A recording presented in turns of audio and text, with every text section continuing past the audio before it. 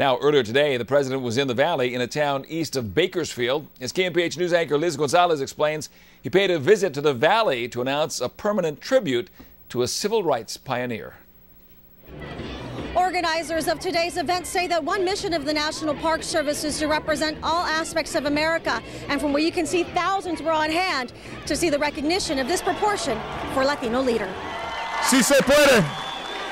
Si se puede. To cheers and chants of Si se puede, or yes we can, President Obama drew thousands to Kern County, his closest visit to Fresno to date. But the focus on Monday was clearly on another man who'd led a different grassroots movement, not for elected office, but for dignity and respect for farm workers. Today we celebrate Cesar Chavez. The United Farm Workers Union started in this humble place in Keene, in the Tehachapi Mountains east of Bakersfield.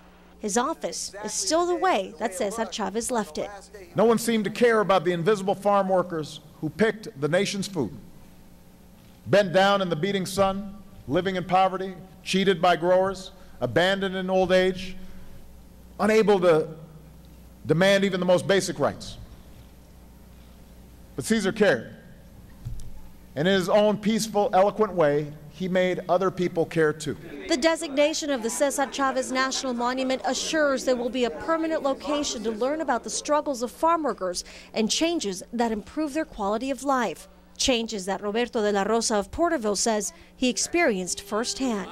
I knew Cesar, that I was able to work along with him. De la Rosa says the mass of people on hand from Hollywood, the farms and classrooms proves the appreciation many still have for Chavez today. But his work is still far from over. We know that people are still being underpaid. We know that, we need contracts for farm workers. They deserve to have justice and all the dignity like all the other workers.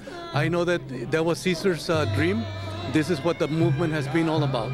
Secretary of Labor Hilda Solis adds that Chavez's legacy goes far beyond the farms. Empowerment of different communities to have a voice, and also his movement in the environment, to clean up the environment, and the appropriate use of workplace safety and chemicals and pesticides. While the Chavez National Monument consists of more than 100 acres, the main focus will be on 3 acres.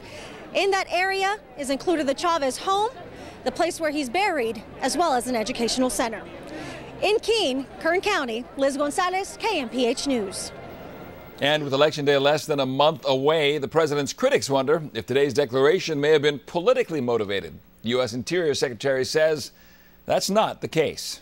I can guarantee you it's not politically motivated. I mean, the president has been a part of this effort from the beginning. The president has been with me as we've talked about this issue over the years, and so it just it's a good day and one of celebration. And it's not fair for people to throw arrows saying it's a political deal, because it absolutely is not. This is the president celebrating an inclusive America. The Chavez National Monument is the 389th official site in the national parks system.